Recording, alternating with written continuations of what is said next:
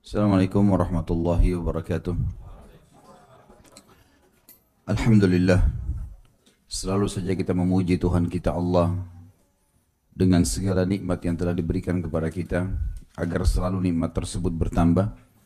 Dan juga kita panjatkan salam hormat kita, salawat dan taslim kepada Nabi besar Muhammad sallallahu alaihi wasallam yang telah diutus oleh Allah kepada kita untuk membawa hukum dan syariatnya. Melanjutkan bahasan kita tentang mahkotah atau kitab mahkota pengantin. Jadi kita masuk ke halaman 105. Masalah nikah, macam-macam pernikahan. Sebagaimana sudah saya jelaskan, kalau pertemuan yang lalu itu sudah kita cukupkan karena beberapa lembar dari halaman 99 atau 98 sampai 104 itu adalah banyak dibahas masalah perselisihan pendapat, dan saya tidak melihat ada maslahatnya untuk dibahas. Intinya saya sudah kasih kesimpulannya pada saat itu. Jenis pernikahan yang pertama yang ada adalah nikah tafwid. Dikatakan di sini, apa keputusan Nabi SAW tentang nikah tafwid? Jawabannya diriwayatkan dari Nabi SAW bahwasanya beliau memutuskan tentang laki-laki yang menikahi seorang wanita dengan tanpa memberikan mahar kepadanya dan tidak menggaulinya hingga mati, bahwa wanita itu mendapatkan mahar standar, tidak terlalu banyak dan tidak juga terlalu sedikit, mendapatkan warisan dan beriddah selama 4 bulan 10 hari, sebagaimana disebutkan dalam Sunan Abi Daud. Sampai sini tentu kita tandai dulu, dan kita akan lanjutkan dengan Sunan Abi Daud yang disebutkan di bawahnya. Dari Nabi SAW bahwasanya beliau mengatakan kepada seorang laki-laki, apakah kamu ridho bila aku menikahkanmu dengan si fulanah, perempuan? Ia menjawab, si laki-laki ini, iya. Beliau mengatakan kepada seorang wanita, apakah kamu ridho bila aku menikahkanmu dengan si fulan? Dia menjawab, iya. Beliau pun menikahkan salah satunya dengan yang lainnya. Lalu laki-laki itu menggaulinya, namun tidak memberikan mahar dan tidak memberikan apapun kepadanya. Ia termasuk orang yang ikut serta dalam perjanjian Hudaybiyah, dan siapa saja yang ikut serta dalam perjanjian Hudaybiyah memiliki saham di Khaybar. Ketika menjelang kematiannya, ia mengatakan, Rasulullah SAW telah menikahkan aku dengan si fulana, namun aku belum memberikan mahar dan belum memberikan apapun untuknya. Aku menjadikan kalian sebagai saksi bahwa aku memberikan maharnya dengan bagianku di Khaybar.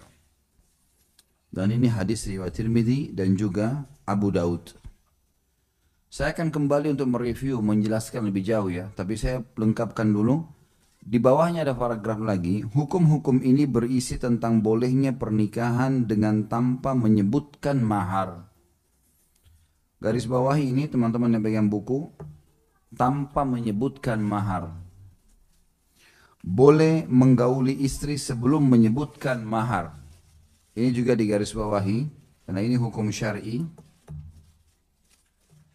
Berlakunya mahar standar dengan kematian meskipun belum digauli, ini juga sebuah hukum di garis bawahi. Jadi kalau dikasih angka itu, hukum pertama di paragraf kita yang ketiga ini adalah perkataan dikatakan bolehnya pernikahan dengan tanpa menyebutkan mahar. Jadi misal saya nikahkan kamu sama si fulana, ya, apa kamu setuju? Dia bilang iya, saya setuju. Walinya nikahkan, lalu si laki-laki itu mengatakan saya setuju, tanpa ada penyebutan mahar. Sahkah pernikahan? Sah. Ya. Kemudian dikatakan boleh menggauli istri sebelum menyebutkan mahar. Setelah itu, kalau setelah akad nikah belum disebutkan mahar, lalu dia mau menggauli istrinya, bolehkah itu? Ini jawabnya boleh. Berlakunya mahar standar dengan kematian meskipun belum digauli. Ini hukum lain lagi, ditulis angka 3 di situ. Di garis bawahi dari kata-kata berlakunya mahar standar dengan kematian meskipun belum digauli. Jadi kalau sudah pengucapan kalimat akad nikah, maka berarti walaupun belum disebutkan maharnya dan sudah digauli atau belum digauli, maka si wanita berhak mendapatkan warisan, berhak mendapatkan mahar standar. Walaupun belum dikasih pada saat itu, tapi kewajiban. Laki-laki semua harus memberikan mahar, walaupun dia belum menyebutkan pada saat akad nikah. Dia sudah menggauli terlebih dahulu, tapi mahar itu menjadi utang buat dia. Dan wajib menjalani iddah, ini hukum lagi, iddah wafat dengan kematian meskipun suami belum menggaulinya.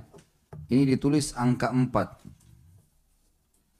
Ini yang dipegang oleh Ibnu Mas'ud, maksudnya Abdullah bin Mas'ud radhiyallahu anhu, fuqaha Irak dan ulama hadis, di antaranya Ahmad dan Syafi'i dalam salah satu dari dua pendapatnya. Ali bin Abi Thalib dan Zaid bin Thabit radhiyallahu anhu majma'in berpendapat bahwa tidak ada mahar untuknya. Inilah pendapat yang dipegang oleh penduduk Madinah, Malik dan Syafi'i dalam pendapat yang lain. Saya kembali kepada masalah nikah tafwid. Mulai dari awal setelah saya baca paragraf ini. Yang dimaksud dengan nikah sudah kita jelaskan, perkawinan yang sah secara syar'i antara laki-laki dan perempuan.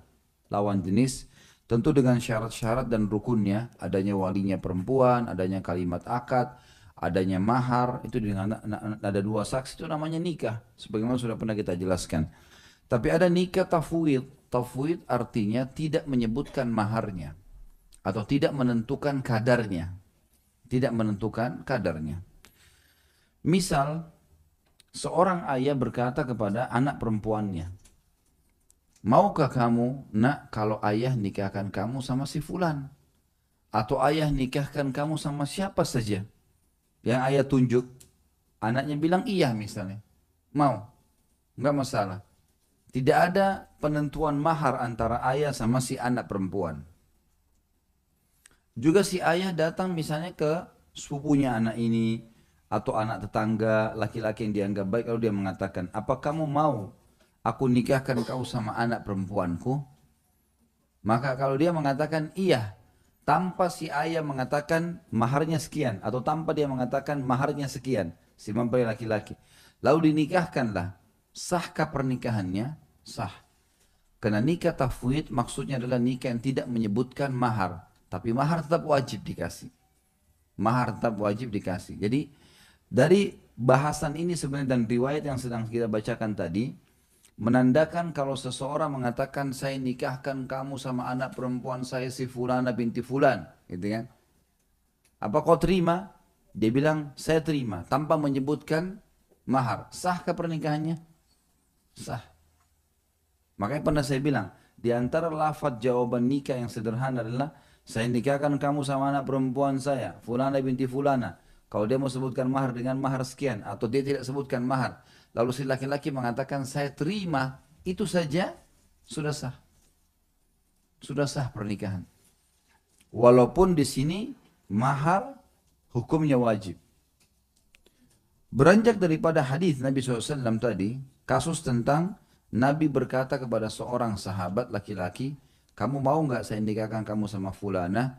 Dia bilang iya. Ditanya si fulan, apa kau mau saya nikahkan kamu sama si fulan? Iya. Lalu Nabi SAW nikahkan. Selesai. Tidak ada penentuan mahar. Berjalan rumah tangga mereka, sampai si laki-laki ini akhirnya mau wafat. Lalu dia bilang kepada orang-orang di sekitarnya, kebetulan dia termasuk orang yang hadir di Hudaybiyah. Udah tahu Hudaybiyah kan? Kesepakatan Hudaybiyah.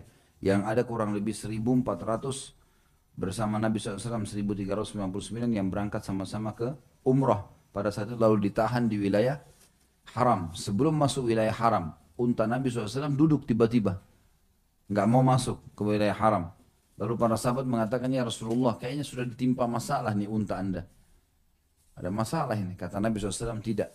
Yang menahan dia tidak memasuki wilayah haram ini, yang telah menahan gajahnya Abraham menyerang Ka'bah. Jadi Allah yang tahan dia. Udah biarin aja. Berkemahlah di situ. Orang-orang Quraisy akhirnya datang dan negosiasi sampai akhirnya Nabi SAW ya, mengutus pada saat itu Uthman bin Affan masuk ke Mekah.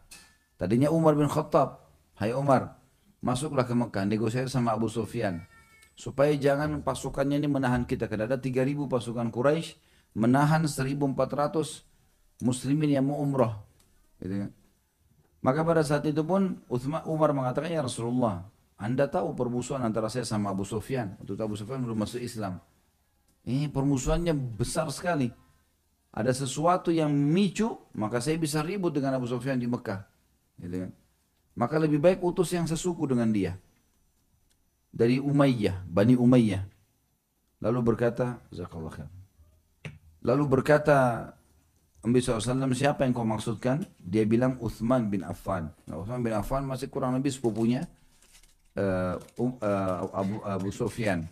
Maka Uthman bin Affan pun masuk ke Mekah. Lalu negosiasi sama Abu Sufyan. Rupanya Abu Sufyan sempat menahan Uthman bin Affan untuk kembali. Niatnya bukan menahan untuk menyandra, tapi Abu Sufyan bilang, hai Uthman, kau kan datang ke sini, duduklah dulu sama saya. Sama-sama dari Bani Umayyah. Gitu. Rupanya Nabi SAW melihat Uthman tidak kembali, dipanggillah 1398. Karena Uthman bin Affan satu, Nabi SAW satu, berarti 1400 totalnya.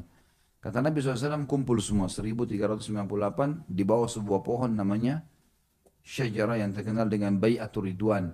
Maka Nabi SAW mengatakan, sekarang kalian harus membaiat, berikan kesepakatan, ya, pengakuan, pengikraran tentang pengabdian. Ya, saya siap mati untuk agama Islam, gitu, pengikraran seperti itu. Semuanya mengikrarkan 1397 orang kecuali satu, orang munafik. Dia tidak mau mengikrarkan. Kata Nabi SAW setelah itu memegang tangan kanannya, tangan kanan ditaruh di atas tangan kiri sambil mengatakan ini tangannya Uthman bin Affan. Jadi 1398 sahabat semuanya sudah membaiat kecuali satu orang. Kata Nabi, kalian semua pasti masuk surga. 1398 orang kecuali satu orang yang ada di belakang unta. Karena rupanya di situ ada orang munafik, satu orang ikut, dia sengaja nyelip badannya di antara unta-unta. Kata Nabi SAW, kecuali orang yang sembunyi di belakang unta merah, dia nggak akan masuk surga. Gitu. Jadi 1398 semua dijamin masuk surga. Gitu. Dan mereka punya kelebihan tentunya, punya kedudukan. Nah, salah satunya adalah sahabat ini.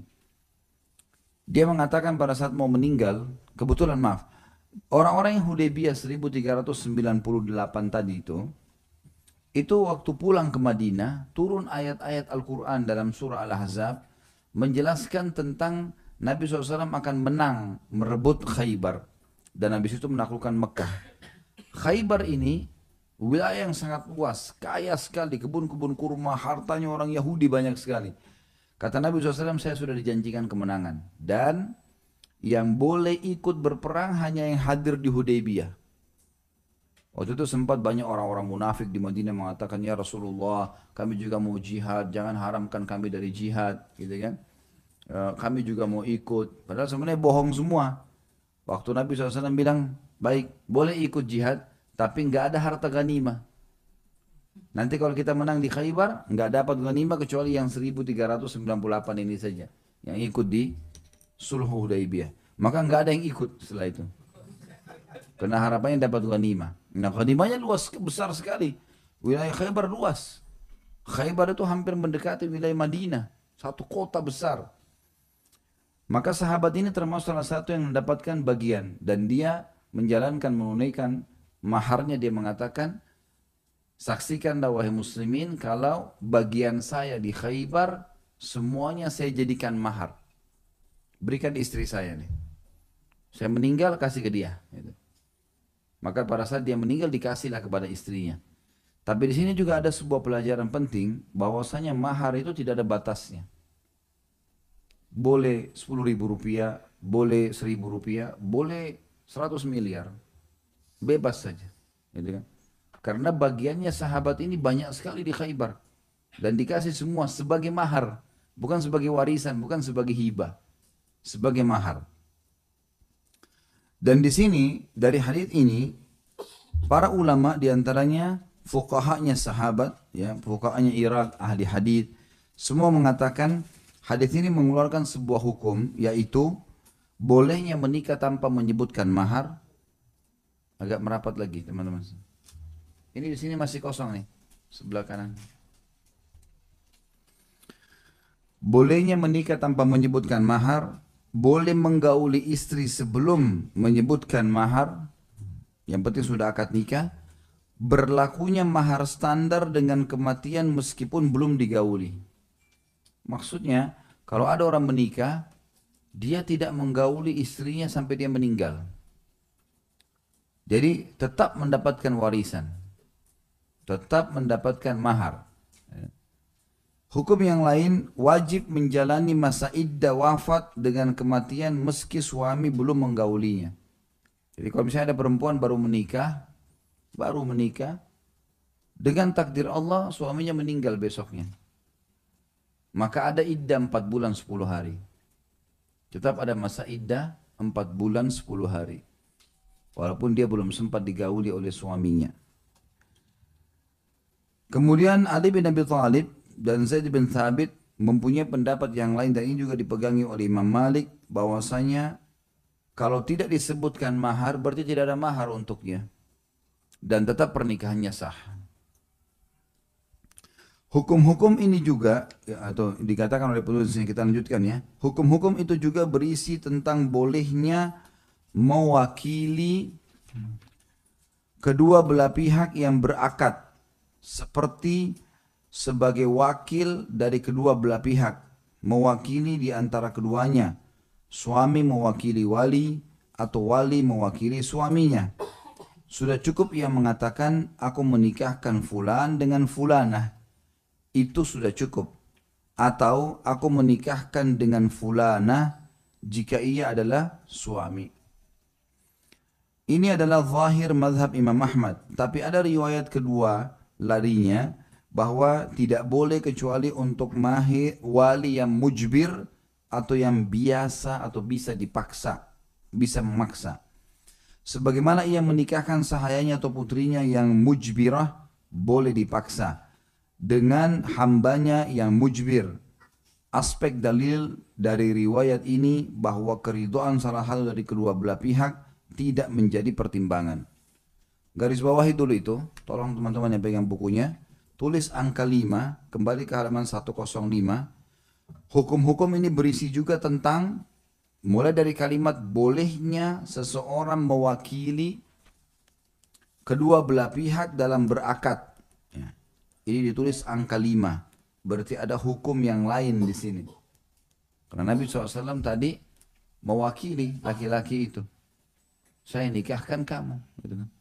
Sama si fulana. Fulana mengatakan kau mau, dia bilang mau. Baik, sudah selesai. Dinikahkan. Seperti sebagai wakil dari kedua belah pihak.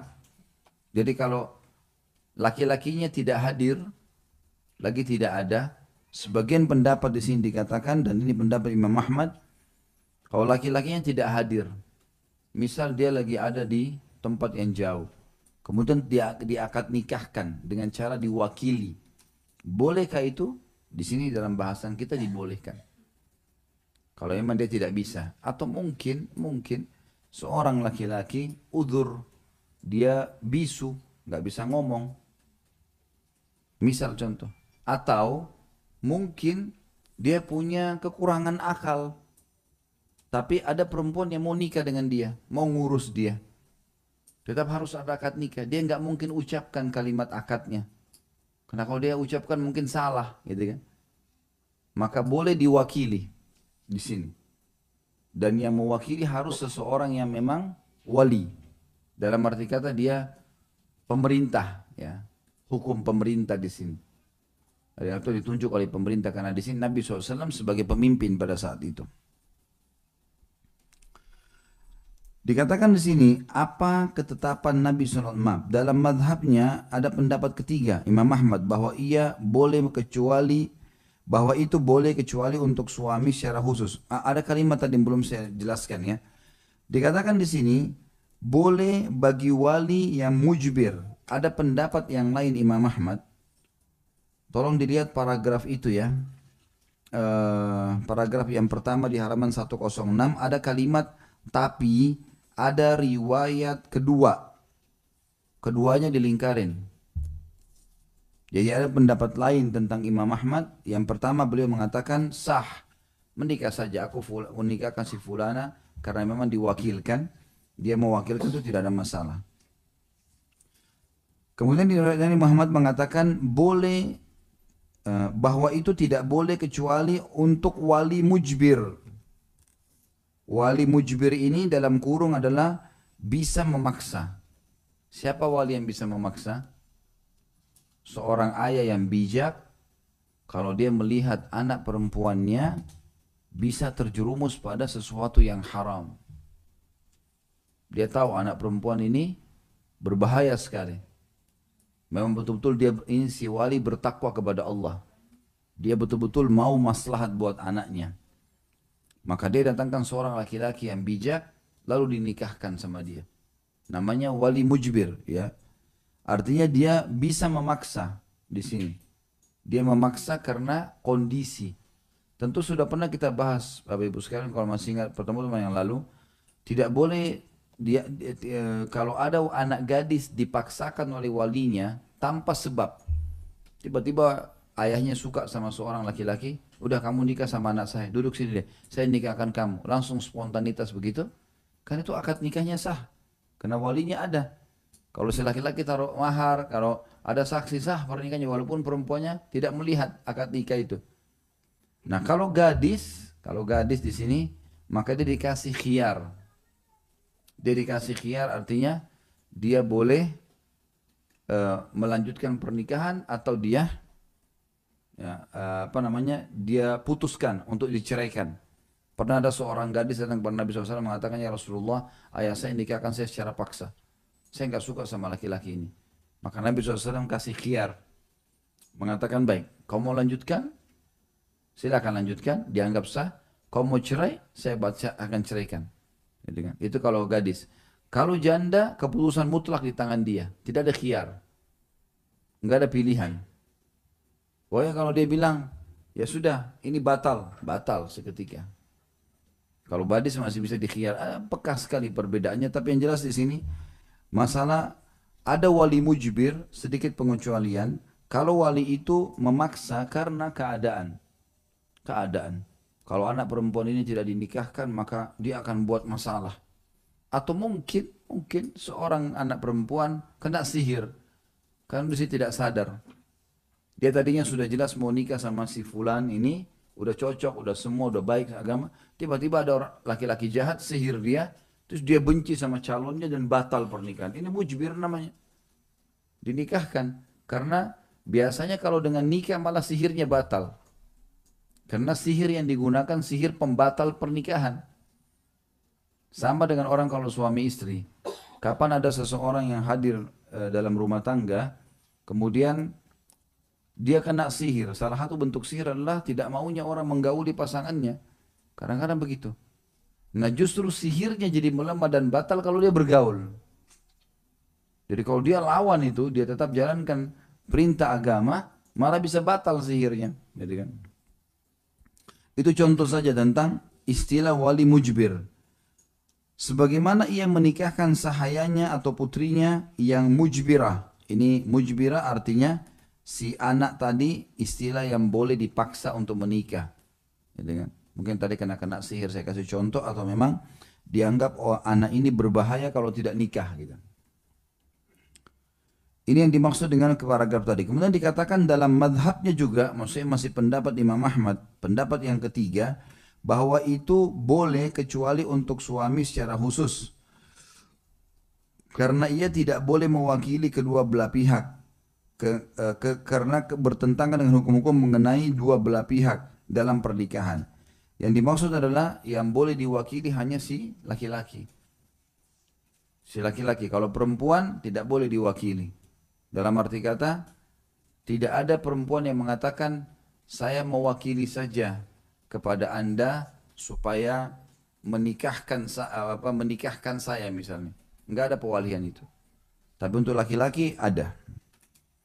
Ini kurang lebih gambaran tentang masalah nikah yang pertama yang kita kenal dengan nikah tafwid. Dikatakan di paragraf terakhir dalam masalah bab nikah ini, bab nikah tafwid ini, apa ketetapan Nabi SAW tentang nikah sighar, muhallil, mut'ah, nikahnya orang yang sedang ihram, dan nikah dengan wanita pezina. Ini lanjutan bahasan. Sudah selesai nikah yang pertama tadi ya. Nikah tafwid artinya nikah yang tanpa menyebutkan mahar. Itu kesimpulannya. Sekarang kita masuk ke nikah sigar ya, atau syigar ya. Maaf, syigar ini ya, pakai shin. Syigar pada asalnya menurut bahasa ialah arraf ya, mengangkat. Seakan-akan seseorang berkata, jangan angkat kaki putriku hingga angkat kaki putriku. Jangan angkat kaki putriku hingga angkat kaki putrimu. Dikatakan sagarat al-mar'ah jika seorang wanita mengangkat kakinya ketika bersetubuh. Larangan nikah syigar ini diriwayatkan secara sahih dari Ibnu Umar radhiyallahu anhu dan Abu Hurairah. Dalam Sahih Muslim dan Ibnu Umar secara marfu dikatakan la syighara fil Islam. Tidak ada nikah syigar dalam Islam. Lebih jauh lagi riwayat Ibnu Umar menjelaskan dari hadis Abu Hurairah anhu disebutkan wasyigharu ay yaqula ar-rajulu lir-rajuli zawwijni ibnatak wa uzawwijuka ibnati au zawwijni ukhtak wa uzawwijuka ukhti. Hadis ini lebih menjelaskan apa itu nikah syigar. Nikah syigar adalah seseorang mengatakan kepada laki-laki lain, misal teman berkata pada temannya, nikahkan aku dengan putrimu, aku akan nikahkan kamu dengan putriku. Atau nikahkan aku dengan saudari perempuanmu, aku akan nikahkan kamu dengan saudari perempuanku. Dan ini hadis diriwayatkan Imam Muslim, bisa dilihat pun 154 Imam Muslim. Dan ini nikah yang tidak dibolehkan. Ya, sebenarnya lebih keras, lebih tegas pendapat ulama tidak dibolehkan, haram. Nggak boleh beli syarat begitu.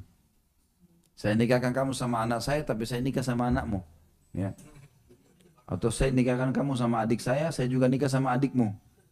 Nggak bisa ini ada syarat begini. Belum tentu adiknya mau. Dan ini nggak boleh, haram. Dikatakan sini diperselisihkan mengenai alasan larangan. Ada yang mengatakan karena masing-masing dari kedua akad itu terdapat syarat untuk lainnya.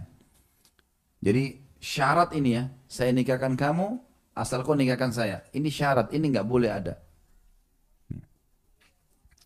Dikatakan sini ada yang mengatakan karena masing-masing dari kedua akad terdapat syarat untuk lainnya. Ada yang mengatakan karena ini menyulitkan akad. Ini sebab-sebab dilarangnya. Ada pula yang mengatakan karena masing-masing dari wanita menjadi mahar bagi lainnya sehingga si perempuan atau si wanita tidak memperoleh manfaat dari maharnya. Bisa saja kalimat itu, saya nikahkan kamu sama adik saya, asal kau nikahkan saya sama adikmu. Seakan-akan tidak ada mahar di antara mereka. Ini ijtihad ulama tentang masalah larangan. Kesimpulannya nikah syigar tidak boleh. Tidak boleh nikah memberikan syarat dengan nikah yang lainnya. Itu yang dimaksud. Ini nggak maksud teman-teman sekalian kalau ada orang bilang saya mau menikah, misal laki-laki mengatakan sama perempuan saya akan menikahi kamu. Si perempuan mengatakan saya mau menikah tapi dengan syarat saya mau diberikan mahar ini dan itu. Ini boleh saja. Ini nggak masuk dalam larangan kita. Yang dimaksud larangan sini adalah syarat nikah dibalas nikah. Ini yang tidak dibolehkan. Yang ketiga, nikah muhallil. Muhallil bisa dilihat footnote nomor 155 ialah laki-laki yang menikah dengan wanita yang telah ditalak 3 oleh suaminya agar ia menjadi halal lagi bagi suaminya yang lalu. Karena ada hadis Nabi SAW ya, Allah melaknat al-muhallil dan muhallal lahu. Ya. Misalnya laki-laki bilang, saya ceraikan kamu 1 kali. Tolak raj'i, masih bisa kembali. Dia bilang lagi, saya ceraikan kamu. Di waktu setelah mengucapkan, bukan sekaligus, tapi waktu berbeda, mungkin tempat yang berbeda. 2 kali. Kalau dia sudah ucapkan 3 kali, maka sudah tidak boleh kembali. Namanya tolak bayyin. Sudah nggak bisa kembali. Bagaimana caranya supaya bisa kembali dengan laki-laki yang main-main dengan kalimat syarai ini? Harus si mantan istrinya menikah sama laki-laki lain, nikah normal, kemudian cerai, baru terbuka variabel bisa kembali ke mantan suami pertama. Makanya teman-teman garis bawahi satu hal penting sekali, jangan main-main dengan kalimat cerai. Laki-laki jangan sentuh kalimat itu, perempuan juga jangan kecewa sedikit, ceraikan saya, pulangkan saya. Orang nikah bukan untuk pulang ke rumahnya kembali. Ya.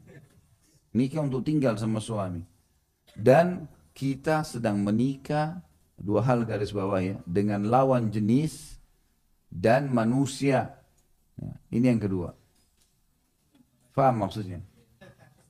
Laki-laki harus tahu yang sedang kita nikahi perempuan. Beda karakternya. Jangan dipaksa sama.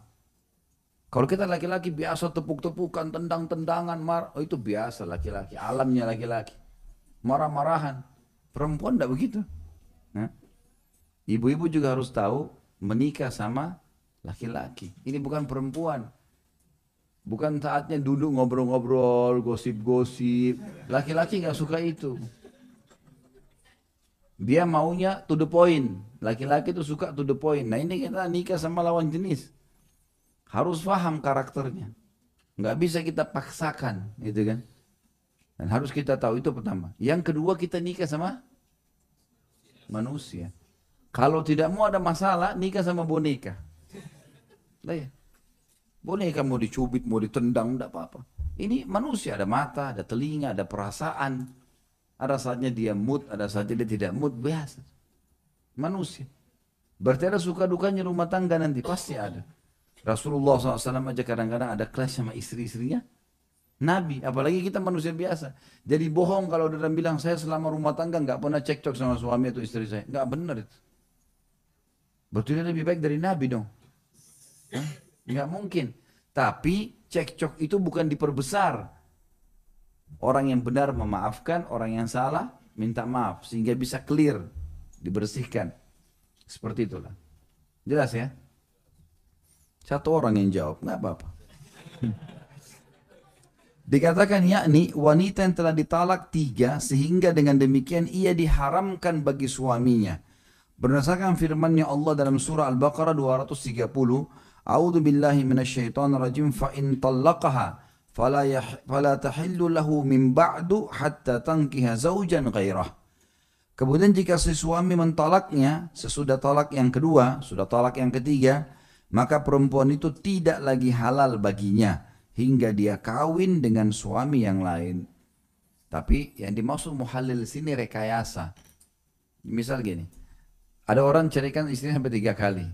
Dia tahu nih hukum syar'i, nggak halal bagi dia kecuali si perempuan nikah lagi sama laki-laki lain.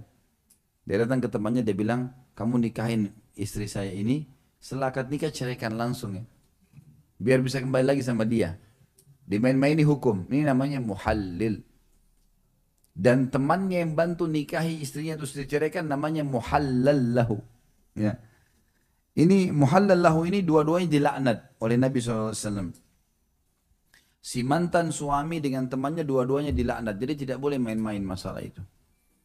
Nah, terutama teman-teman laki-laki di sini, kalau istrinya suka bilang ceraikan saja saya, kita sudah tidak cocok, jangan, tidak usah dihiraukan. Nah, coba belikan hadiah deh, keluar beliin permen, kasih permen. Keluar beliin kue, iya, nanti belum tahu. Coba kasih hadiah permen, diam kok. beliin apalah, keluar beliin pakaian, beliin sesuatu. Jadi jangan ikut-ikut. Kalau istrinya setiap kali, karena perempuan gampang minta cerai, gampang minta pulang, gampang minta cerai, perasaan semua soalnya, gitu kan. Jadi harusnya si laki-laki bijaksana, gitu kan. Karena dia ucapin cerai jadi, istri ucapin 1000 kali nggak jadi. Saya ceraikan kamu atau ceraikan saya, tidak terjadi, walaupun dia ucapin berapa kali. Tapi kalau laki-laki berbahaya nih. Kata Nabi SAW, janganlah seseorang antara kalian mencaci maki istrinya, marah-marah, bahkan sampai bisa mengucapkan kalimat cerai, lalu malam hari digauli lagi sama dia. Gak boleh. Bijaksana saja, gitu kan. Kalau terjadi masalah, hadapi, bukan untuk ditinggalkan. Karena ini semua sebabnya seperti itu. Lalu dikatakan, kemudian didatangkan laki-laki lain untuk menikahi wanita itu guna menjadikannya halal bagi suami pertamanya agar ia bisa kembali kepadanya. Disebutkan secara sahih larangan Nabi SAW terhadap nikah demikian. Dalam Al-Musnad maksudnya Musnad Imam Ahmad. Ya. Salah satu dari 9 buku hadis yang dijadikan rujukan.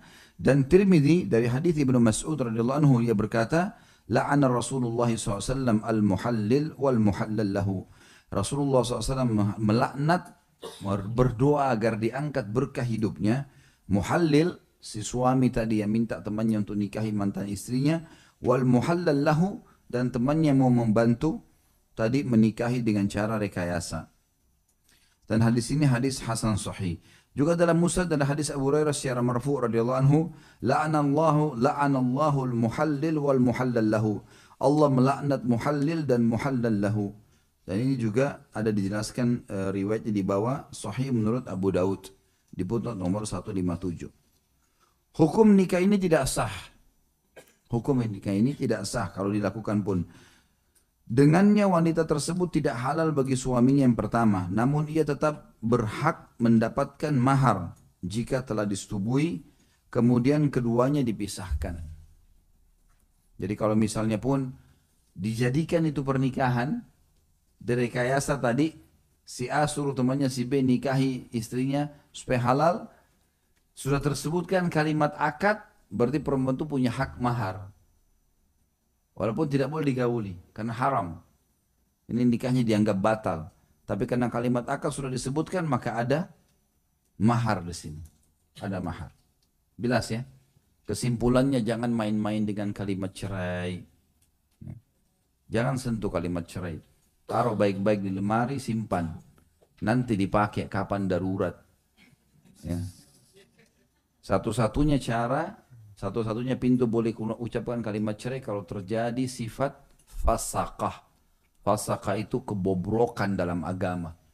Pemabuk, suka mukul, disuruh sholat nggak mau misalnya istrinya, suruh tutup aurat nggak mau, berulang-ulang main bergaul sana sini, zina sembarangan, selingkuh sana sini. Ini diingatkan tidak mau, ini terbuka.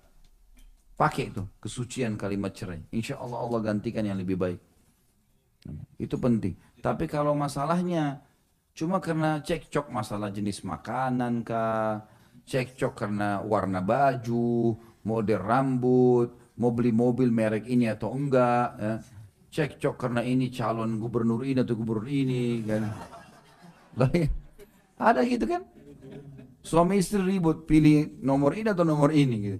Untuk apa? Nggak usah milih. Ya. Pilih masing-masing saja, saya pilih kau sebagai suami. Saya pilih kau sebagai istri, kan enak. Daripada milih orang berantem gara-gara itu. Ya. Kadang-kadang berantem gara-gara tim bola.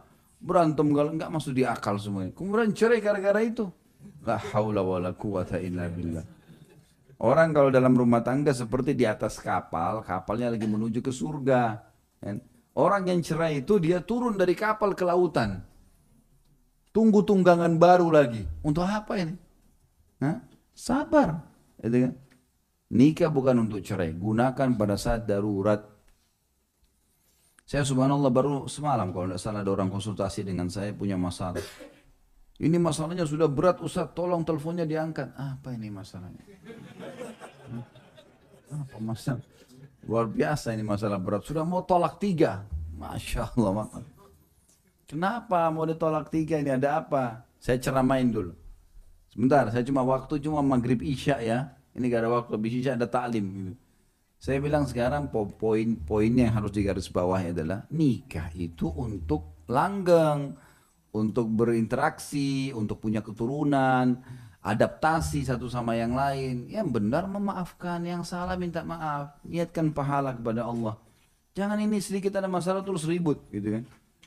Ternyata permasalahannya hanya karena kalau lagi clash ya, sering banting-banting barang nih. Bagaimana Ustaz saya mengobati masalahnya ini sering banting barang? Itu tradisi, itu kebiasaan. Ubah dengan cara baik gitu kan. Bilang aja daripada dibanting barangnya saya pakai aja. Orang kalau lagi marah kita jangan ikut marah. Tanggapi dengan bercanda saja. Supaya reda. Kalau marah sama marah api disiram juga bensin tambah jadi kan. Coba siram air jadi dingin gitu. Kalau pasangan lagi marah, duduk aja sebelahnya. Buat teh, duduk liatin mukanya. Liatin aja mukanya. Kenapa kau liatin saya? Biarin dia ngoceh. Masya Allah, cantik sekali kok kalau marah-marah gitu. Kalau ibu-ibu pas lagi begitu, enggak ada, nggak mungkin dia mau siram. Orang baik-baik kok, nggak mungkin. Ibu-ibu juga begitu, masya Allah, ganteng sekali kalau marah gitu. Nggak bakal marah lagi tuh. Gitu. Baik, itu karena ini berhubungan dengan masalah nikah tadi. Karena banyak orang akhirnya menyesal. Nikah muhallil yang haram dalam agama ini karena itu. Main-main di kalimat cerai. Saya ceraikan kamu, emosi kita sudah tidak cocok, usir sembarangan, ini apa ini? Nanti akhirnya nyesal sendiri, gitu kan? Pada saat nyesal, sudah terlanjur ucapin sampai 3 kali, mana bisa kembali. Mana tega sekarang, laki-laki bisa, terus suruh istrinya digauli sama laki-laki lain dulu, baru kembali. Itu kan berat, ya. Kalau orang masih normal, nggak mungkin dia mau gitu. Ya. Yang ketiga, nikah mut'ah. Ya. Ini juga termasuk yang haram. Ya. Maaf, yang keempat ini. Karena tadi kan nikah tafwid yang pertama, yang tanpa menyebutkan mahar. Nikah syighar, yang memberikan syarat, saya nikahkan kamu sama adik saya, tapi kamu nikahkan saya sama adikmu. Itu juga tidak boleh. Nikah muhallil, ya, tadi yang mempermainkan kalimat-kalimat cerai hanya disuruh nikahi oleh temannya mantan istrinya. Dan nikah mut'ah, yang keempat ini. Ialah seorang laki-laki menikahi wanita hingga batas waktu tertentu, sehari atau 2 hari, sebulan atau 2 bulan, dengan imbalan harta dan semisalnya. Jika masanya sudah habis, keduanya berpisah dengan tanpa talak dan tanpa pewarisan. Wallahu alam.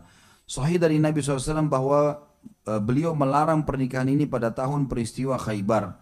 Al-Bukhari dan Muslim meriwayatkan dari Ali radhiyallahu anhu, anna Rasulullah SAW naha anil mut'ati wa an luhumil humril ahliyah zamanil Khaybar. Bahwasanya Rasulullah SAW melarang nikah mut'ah dan makan daging keledai peliharaan masa perang Khaybar. Hukum nikah ini tidak sah dan mahar untuk istri tetap berlaku jika ia sudah digauli.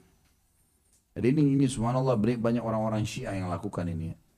Ini datang negosiasi seperti zina subhanallah. Saya nikahi kamu ya, kita 2 minggu. Nggak ada wali, cuma dia sendiri berdua negosiasi. Sama dengan orang negosiasi masalah zina, persis. Coba 2 minggu ya. Udah, jalan seperti biasa, sebulan, 2 bulan. Bahkan subhanallah sudah di dalam alam orang-orang Syiah ini malah disebutkan ada fadilahnya. Orang yang mut'ah sekian dapat sekian pahala. Ini semua tidak benar. Ini semua tidak benar. Allahu a'lam. Dan itu dalam hadis ini sudah disebutkan. Ini dalam hadis Bukhari Muslim bahwasanya Nabi SAW mengharamkan nikah mut'ah. Ya. Walaupun sebenarnya mut'ah itu artinya tamatta, itu menikmati ya. Tapi dia salah di sini caranya. Kita harus nikah, ya niatnya nikah.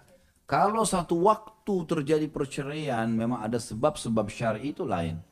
Tapi dari awal, sebelum akad nikah, sudah sepakat bahwasanya nanti cuma 2 minggu ya, habis itu kita batal dari suami istri. Kalau mau lanjut, kita negosiasi lagi. Nah ini sama saja dengan zina. Ya. Selanjutnya, nikah yang dilakukan oleh orang yang sedang ihram.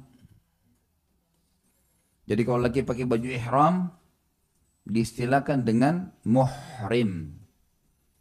Kalau yang tidak boleh dinikahi, mahram. Jelas ya?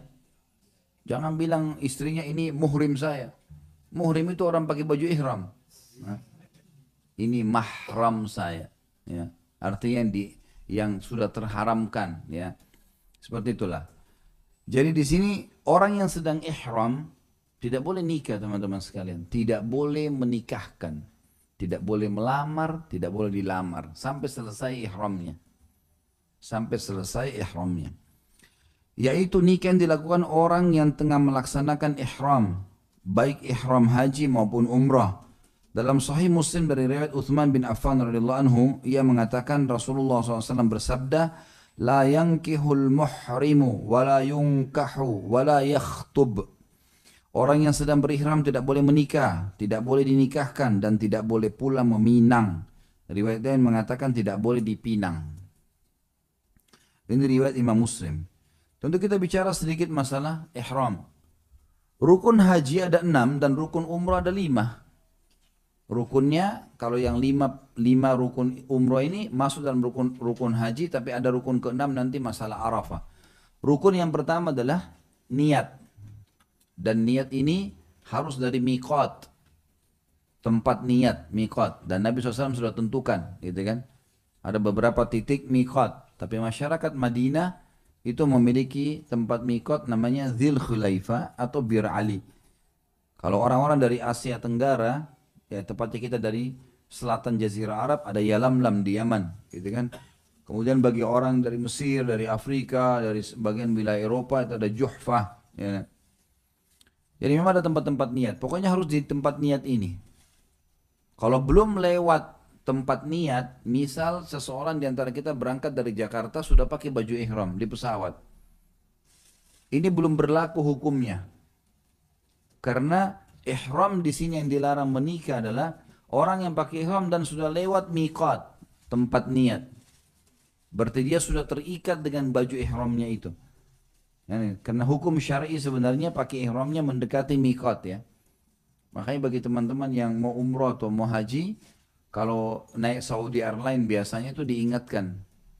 Ini 15 menit lagi kita akan lewati miqat. Dan biasa juga ada pramugarinya yang menggunakan bahasa Indonesia. Ya, selain bahasa Inggris, bahasa Arab, di layar TV-nya semua keluar tulisan. Sebentar lagi akan lewatin miqat. Pas lewat miqat dibilangi lagi, sekarang sudah di atas miqat, silakan niat. Nah, kalau dia sudah niat dengan pakai ihram, berlaku hukum ini. Mungkin teman-teman bertanya, masa sih orang ihram mau menikah? Terjadi kasus begini teman-teman. Jadi misal lagi di bus, kita dari Madinah ke Mekah, ya. Ada orang tua, suami istri, dia lihat ada seorang laki-laki masih bujang ikut juga umroh. Orangnya soleh, baik dan seterusnya. Dia terfikir, ayahnya bilang sama istrinya, laki-laki bilang sama istrinya, gimana kalau kita nikahkan aja anak kita sama laki-laki ini. Terus dia datang, dia bilang, nak, nanti kalau pulang umroh, kamu nikah sama anak saya ya. Ini foto anak saya, ini gini. Ini nggak boleh. Karena masih pakai baju ihram. Nggak boleh. Sampai selesai rukun yang kedua tawaf, rukun pertama niat, rukun kedua pakai baju ihram, rukun ketiga tawaf, rukun keempat sa'i, rukun kelima tahallul, cukur rambut. Selesai cukur rambut baru boleh. Baik, itu contoh ya bagaimana terjadi kasus orang yang berihram nikah. Walaupun dia cuma bilang, nanti kamu nikah ya, seperti sedang melamar, sebenarnya sedang berkhidbah. Tidak boleh juga dia, selain dia dilamar atau dia melamar, tidak boleh juga dia menikah atau dia menikah atau dia menikahkan. Misalnya ada seorang ulama dianggap dia lagi umrah pakai baju ihram, belum selesai ihramnya, belum dibuka. Kalau umrah sebenarnya tidak terlalu sulit ya, karena memang paling masuk Mekah selesai 2-3 jam umrah selesai, sudah bisa. Tapi kalau haji, kalau diikut dari tanggal 8 hari Tarwiyah, kemudian tanggal 9 Arafah dan Muzdalifah, tanggal 10 hari Nahar, 10 ini berarti 3 hari dia terikat ihram nih. 3 hari gak bisa melamar, gak bisa dilamar, gak bisa menikah, dan tidak bisa menikahkan. Dikatakan sini, yakni akad nikahnya tidak boleh disahkan, dan ia juga tidak boleh melangsungkan akad untuk selainnya. Jika akad tersebut telah terjadi, maka harus dibatalkan. Dan ia membuat akad baru setelah haji atau umroh selesai. Selanjutnya, menikah dengan seorang perempuan pezina. Menikah dengan seorang perempuan pezina. Ya. Tentu ini berlaku juga bagi laki-laki pezina ya. Jadi ini sama hukumnya sebenarnya. Dikatakan sini menikah dengan wanita pezina. Adapun menikah dengan wanita pezina, maka Allah yang Maha Tinggi dan Maha Pemurah telah menegaskan pengharamannya dalam surah An-Nur. Dia mengabarkan bahwa siapa yang menikahinya, maka ia salah satu dari 2 kemungkinan. Pezina juga atau musyrik. Lagi pula Allah yang Maha Tinggi dan Maha Pemurah telah berfirman, A'udzubillahi minasyaitonirrajim, Al-khabithatu lil-khabithina wal-khabithuna lil-khabithat. Wanita-wanita yang keji adalah untuk laki-laki yang keji. Pelaku maksiat tiap malam di diskotik, di bar, mabuk-mabukan, memang itu alamnya akan dapat pasangan yang sama. Dan laki-laki yang keji adalah buat wanita-wanita yang keji. Tentu kalau kita lanjutkan ayat di sini ada juga laki-laki yang baik untuk perempuan yang baik dan perempuan yang baik untuk laki-laki yang baik. Memang ini subhanallah sudah menjadi alamnya ya. Kalau orang yang biasa di diskotik, di bar, mabuk-mabukan, memang dia tidak mau cari perempuan di majelis taklim. Tidak mau, dia takut diceramai. Gitu. Sama juga laki-laki yang sudah hadir di majelis ilmu, tidak mungkin dia mau cari perempuan yang tiap malam di bar, disentuh sama sembarangan laki-laki. Memang sudah begitu. Nah yang sedang kita bahas teman-teman sekalian, tidak bolehnya seorang laki-laki mendatangi wanita pezina mengatakan, kalau kau mau tobat, saya nikahi kamu. Tidak boleh ini. Haram bagi dia, nggak bisa. Walaupun orang itu bilang, iya saya mau tobat aja, tapi nggak bisa. Bisa saya dia tobat karena hanya ucapan itu kan. Kalau dia pernah berzina atau pezina, sudah taubat secara alami, kemudian tutup aurat lah, pakai jilbab lah segala macam, terus kemudian dilihat kebaikannya, lalu dia mau menikah dengan wanita, dia boleh. Dia sudah taubat. Tapi kalau masih dalam status pezina, tidak boleh. Haram hukumnya. Dikatakan sini al-khabithat dalam ayat tadi surah An-Nur 26 adalah wanita pezina. Ini menunjukkan bahwa siapa yang menikahi mereka maka ia adalah pezina juga seperti pezina-pezina ini, ya, seperti perempuan itu. Adapun merupakan keburukan terkeji bila seorang laki-laki menikah dengan wanita pezina. Pernikahan ini berisi kezaliman terhadap anaknya sesudahnya yang akan menjadi aib karena ulah ibunya. Ini juga akibat ayah yang buruk dalam memilih dan tidak berbuat baik kepada anaknya. Sebenarnya laki-laki itu juga tidak merasa aman dengan ranjangnya jika ia menikah dengan wanita pezina. Pertanyaan, apakah masih ada pernikahan lain yang tidak sah? Jawabannya ada. Seperti menikah dengan wanita yang masih dalam masa iddah. Ya juga nggak boleh. Jadi ibu-ibu kalau cerai, insya Allah satu orang tidak ada di sini, di luar ada seseorang yang bercerai. Pada saat dia cerai, maka ada 3 kali masa haid, masa iddah menunggu. Di sini dalam syariat dianjurkan semua wanita yang merasa dirinya memang salah, tidak boleh keluar rumah suaminya. Nggak boleh. Dalam semua buku fikih dijelaskan harus dia dandan, dia berusaha mencari ridho suaminya supaya suaminya rujuk. Dan kalau mereka rujuk di masa 3 kali haid itu, 3 bulan, maka tidak butuh akad nikah. Nggak butuh mahar, nggak butuh wali. Tapi kalau lewat masa 3 kali haid, maka wajib semuanya ada. Ada wali, ada mahar, kembali seperti akad nikah baru. Nah di sini masa iddah. Di masa iddah ini, walaupun misal seseorang wanita benci sekali sama suaminya. Suaminya buruk, pemabuk, apa segala, cerai. Ada masa iddah 3 kali masa haid. Tidak boleh di masa iddah ini dia membuka diri buat laki-laki lain. Walaupun kenalan, nggak boleh. Sama sekali dia tutup diri. 3 kali masa haid hukumnya haram. Tidak boleh di masa iddah mengenal laki-laki, apalagi kalau sampai mengkhidbah, apalagi walaupun cuma lamaran, jangankan lamaran tadi saya bilang, mengenal aja nggak boleh.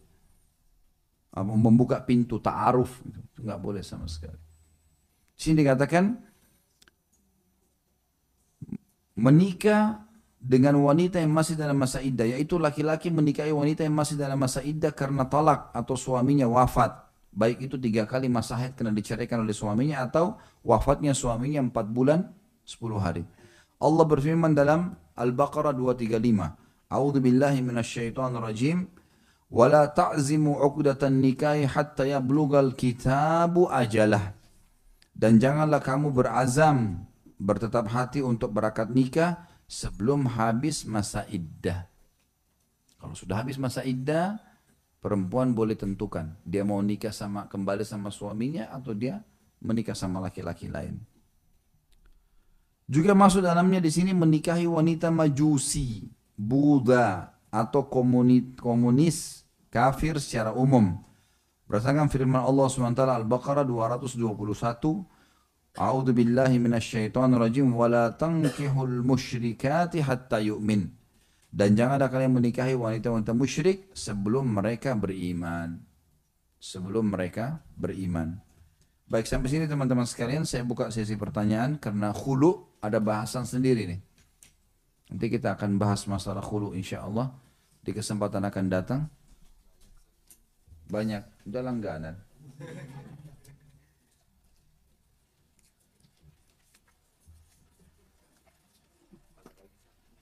Tambah lagi. Sudah disortir belum?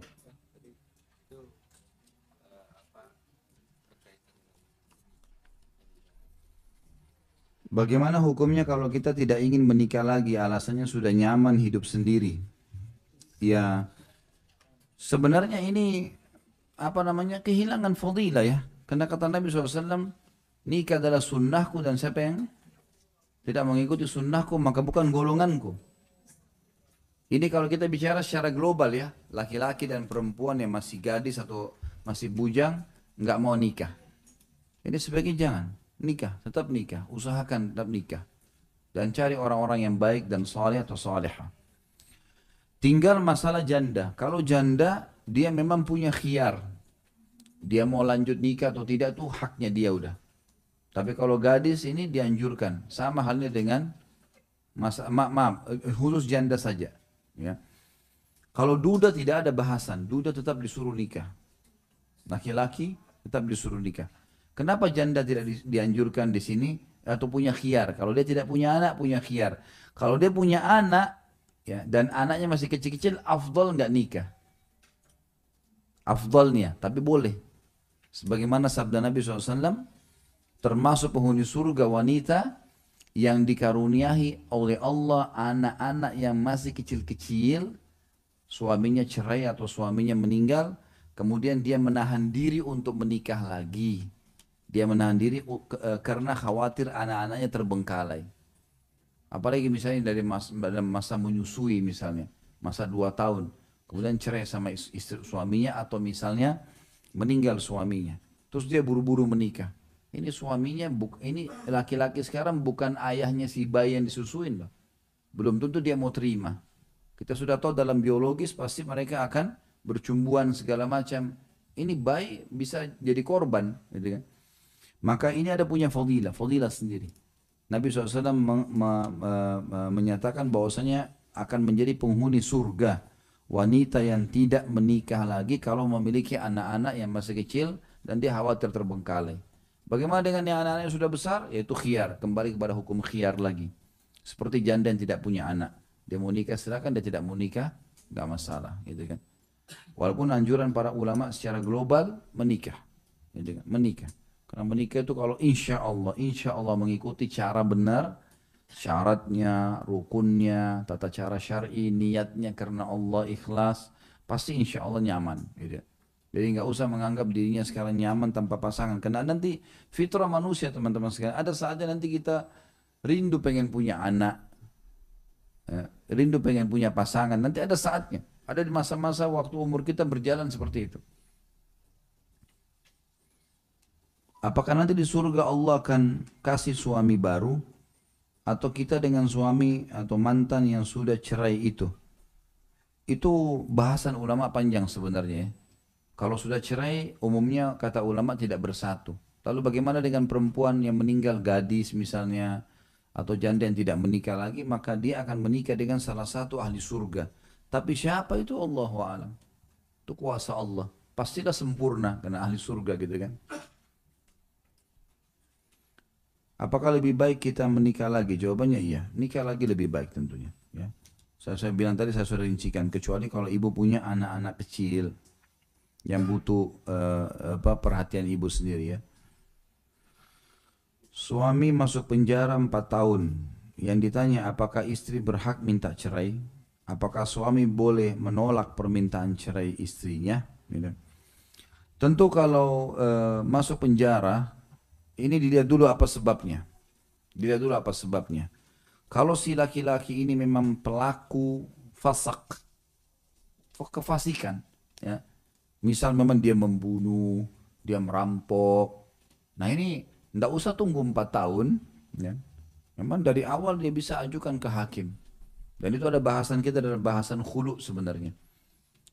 Perempuan itu boleh ajukan khulu. Kalau terbuka pintu kefasikan, dosa besar yang dianggap biasa oleh pelakunya. Rutin zina tiap hari, rutin mabuk tiap hari, ini pokoknya jadi kebiasaan, gitu kan? Dan tidak dianggap sebagai dosa bagi dia. Maka ini terbuka pintu kefasikan. Nah ini boleh, ajukan aja di hakim, nggak ada masalah itu. Itu tidak ada pelanggaran agama. Jadi tidak harus tunggu waktu 4 tahun atau sesuatu. Tapi kalau suami baik-baik, misal dia difitnah, dia kena fitnah, dia ada masalah, dia tidak bersalah, maka ini dianjurkan ibu sabar. Dan sebagian ulama mengembalikan seperti masa menunggunya suami yang hilang. Itu 6 tahun. Masa suami yang hilang 6 tahun. Misal ada suami safar, kemudian hilang jejaknya, nggak ada. Maka kalau sudah 6 tahun, dia lebih afdal ajukan perceraian. Lebih baik. Tapi kalau dia mau bertahan itu hak dia. Kalau dia mau cerai sebelum masa 6 tahun juga tidak apa-apa, nggak ada masalah. Tapi hukum syar'i mengatakan afdalnya dia menunggu. Kalau suaminya hilang, tidak jelas kemana. Jadi ini biasanya kayak zaman dulu tuh orang pergi berdagang. Kalau sekarang kan alhamdulillah ya ada komunikasi, ada media yang luar biasa ya memudahkan kita untuk komunikasi. Kalau zaman dulu orang kalau sudah safar ke satu perniagaan itu bisa kembali bisa enggak. Ya. Karena tidak ada alat komunikasi. Bisa mati di jalan segala macam. Ini akan ada hukum syar'i sendiri. Apa hukum suami yang menceraikan istrinya hanya karena istri tidak bisa bergaul? Semestinya tidak boleh nih. Ajar dia bergaul. Kenapa harus diceraikan? Dan bergaul apa dulu yang dimaksud ini? Allahu alam. Saya pribadi, saya lebih suka kalau istri saya malah tidak banyak bergaul. Kalau saya pribadi. Kenapa? Karena perempuan suka mudah terpengaruh. Mudah terpengaruh. Makin banyak teman-teman gaulnya makin masalah. Iya. Makin mudah terpengaruh. Mayoritas rumah tangga yang rusak itu karena pergaulan. Malah itu. Maksudnya suami ini sadar kalau ini kebaikan sebenarnya, jangan diceraikan istri. Malah baik jadi suami istri itu cuma fokus kepada suaminya. Saya sampai bilang kadang-kadang sampai istri saya, ingat suami adalah nomor satu. Dahulukan apapun komunikasi apapun sama suami. Malah saya batasi supaya jangan sampai kemana-mana. Karena kadang-kadang ada orang datang ngomong sedikit apapun yang dia ngomong, duduk di ruang tamu, kayaknya kursinya kurang bagus nih. Hah? Ibu-ibu terpengaruh kan sama tamu begitu? Jangan bilang enggak. Nanti dia ngomong sama suaminya, kayak tamu tadi bilang kursi enggak bagus, ganti ya. Apalagi kalau sudah bicara macam-macam itu. Tadi saya lewat mobil kamu di bawah itu kayaknya sudah harus diganti itu. Kayaknya begini, kayaknya begitu. Karena mestinya suami bersyukur sama Allah kalau tidak terlalu banyak bergaul. Bukan juga yang dimaksud sini adalah kaku ya. Jadi memang harusnya istri itu bisa lebih supel dengan mertua misalnya, ya, atau terutama dengan suami dalam pergaulan ini harus dia lebih bisa proaktif maksud saya. Bagaimana juga dengan suami yang tidak mau menceraikan ataupun tidak menggauli istrinya sampai lebih 1 tahun? Bagaimana solusinya? Ini perempuannya khiar, sama pertanyaan sebelumnya tadi ya. Jadi bagaimana kalau suami tidak mau menceraikan? Maka ini haknya suami, dia tidak mau ceraikan, itu haknya dia. Tapi ibu lihat, kalau suami benar ya terima. Karena itu kebaikan mempertahankan rumah tangga. Tapi kalau misal memang dia salah, dia buruk, kita nasihatin dia tidak mau dengar, misalnya pelanggaran-pelanggaran syar'i, suka mukul lah, ya. Apalah kata-kata kasar terus-menerus keluar dari lisannya seperti orang tidak punya kebaikan sama sekali. Tidak ada romantis, tidak ada kata-kata yang santun. Ini wajar saja, boleh diajukan ke wali. Ya.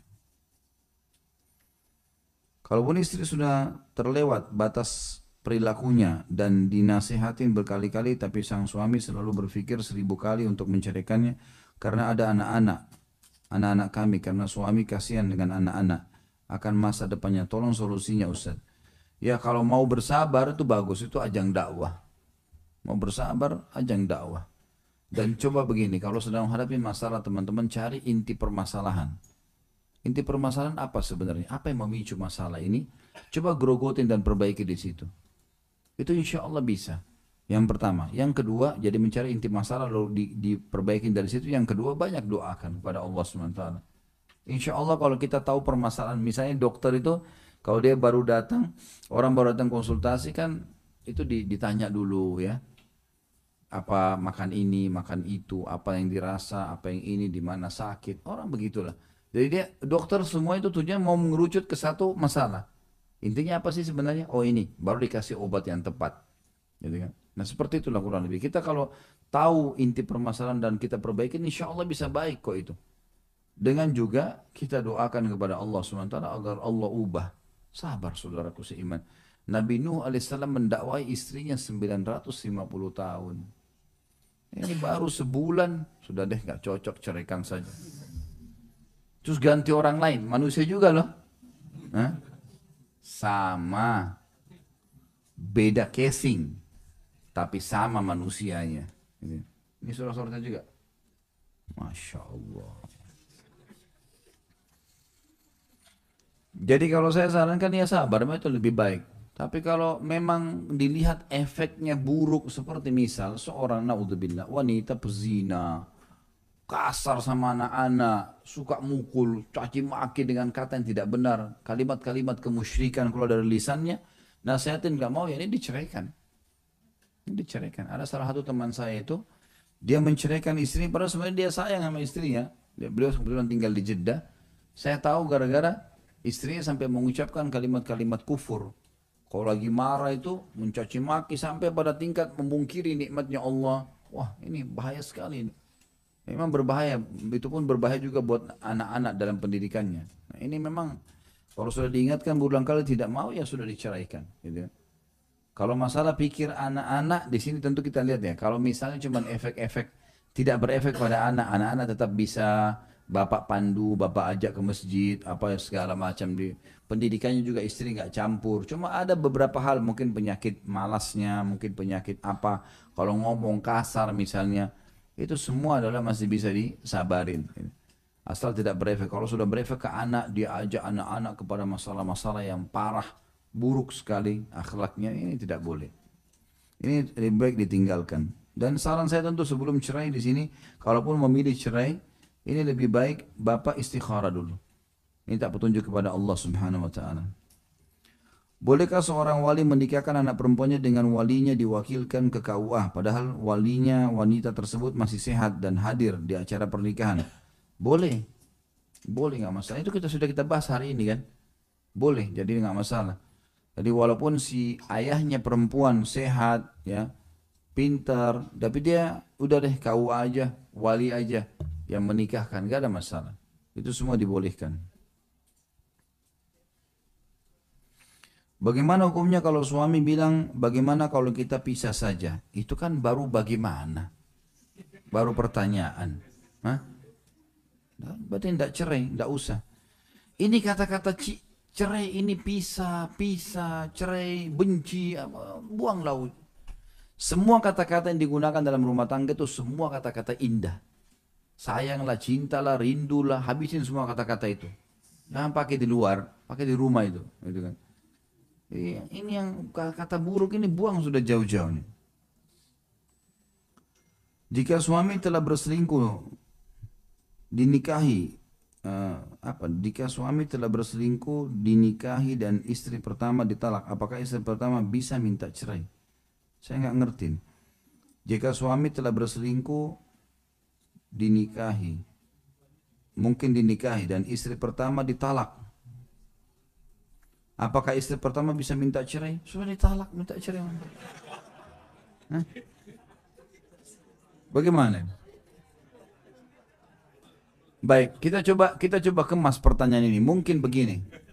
Mungkin dimaksud adalah bagaimana kalau suami berselingkuh, dia nikah dengan selingkuhannya, kemudian dia menceraikan selingkuhannya. Istri pertama mungkin sakit hati, bolehkah minta cerai? Itu khiyar. Karena perbuatannya sudah perbuatan fasik. Berzina, perbuatan fasik. Saya bilang sudah terbuka. Tapi kalau dia mau bersabar, dia mau maafkan itu baik. Cuma ada karakter perempuan memang ya, ibu-ibu, dan ini bapak-bapak ibu sekalian, memang kita garis bawahi. Ada satu poin yang penting dari ibu-ibu, kelebihan, positif. Masih bisa memaafkan. Kalau dalam masalah perselingkuhan. Tapi ini nggak ada pada bapak-bapak ini. Susah memaafkan. Jadi kalau ada suami misalnya selingkuh, lalu dia datang sama istrinya, maafin saya janji tidak ulangin apa segala. Tersentuh perasaannya, dimaafin nggak? Maafin. Coba bapak-bapak sekarang. Nah, istrinya selingkuh, tahu berzina, lalu dia datang, maafin saya. Nah, sudah laki-laki lain, dah. Dia nggak mau. Itu memang dalam karakter, gitu kan. Jadi di sini insya Allah dia khiar. Tapi saran saya kalau emang orang sudah taubat nasuha, udahlah, hidup sebentar di dunia, gitu kan. Kita insya Allah akan menuju kehidupan abadi di akhirat dan hubungan kita sama Allah nih. Sama Allah, bukan sama orang-orang ini. Karena istri, suami, anak, orang tua, tetangga, teman-teman, semua urusan dunia nih, mataul hayatid dunia. Hanya perhiasan kehidupan dunia, bukan target. Sebuah kebutuhan selama hidup di dunia, bukan targetnya. Jadi penting untuk digaris. Sama dengan teman kalau makan, makan karena kebutuhan, bukan target. Kalau karena kebutuhan kita akan makan kapan kita lapar. Makanan jenis apapun selama itu halal kita bisa makan. Karena kita hanya tahu, oh saya lagi lapar, yang penting lapar saya hilang, gitu kan. Tapi kalau tujuan ini agak sulit, akan sulit ini. Ya. Baiklah, Ustaz, apakah calon istri yang kedua berdosa jika ingin menikah dengan seorang laki-laki yang pengen menikahinya dengan alasan karena istri pertama nggak punya keturunan? Maksudnya apakah seorang wanita boleh menjadi istri kedua jika memang alasannya si laki-laki menikahinya karena istri pertama tidak punya anak? Boleh saja. Walaupun tidak ada alasan, walaupun ada anaknya istri pertama boleh. Karena poligami halal dalam Islam. Ada babnya sendiri nanti dibahas itu. Tapi tentu ini nanti akan kita bahas panjang lebar tentang masalah ilmu syar'i yang benar berhubungan dengan poligami. Ini jangan difahami salah. Ada orang terlalu berlebihan membenci, ada orang terlalu menggampangkannya sehingga semuanya jadi amburadul, salah semua jadinya. Kita harus adil dalam menyebutkan ini karena ini hukum syariat. Nanti akan kita paparkan insya Allah setelah membahas masalah khulu dan ada juga beberapa jenis nikah yang lain. Baru kemudian kita masuk ke masalah poligami itu. Jadi ini boleh saja tentunya ya, boleh saja. Kalau dia bilang saya mau nikah sama kamu karena saya mau punya keturunan, itu adalah positif karena tujuan pernikahan keturunan. Bagaimana hukumnya orang tua yang menunda pernikahan anaknya dengan alasan belum cukup dana, sedangkan laki-laki yang melamar sudah menyanggupi dengan walimah yang secukupnya. Pernikahan sudah ditunda hampir 8 bulan. Menurut nasihat, bagaimana menasihat untuk orang tua perempuan yang menunda? Nasihat kepada anak perempuan dan nasihat kepada laki-laki tersebut. Tentu saja ini dilihat sebenarnya apa tujuannya sih. Jangan sampai ini karena memang dia tidak mau laki-laki ini menikah sama anaknya, jadikan alasan saja, gitu kan. Lebih baik si laki-laki ini datang lagi ke rumah calon mertuanya, kemudian dia bahasakan baik-baik. Kalau ini apa sebenarnya masalahnya? Kalau masalahnya betul-betul karena masalah dana, kita adakan saja seperti ini, diberikan masukan, gitu kan. Kalau memang dia bilang enggak, anu lagi nih anaknya nanti apa segala macam alasan, laki-laki sudah harus mengerti sebenarnya, mungkin ditolak. Sudah ikhtiar ke orang lain, gitu kan.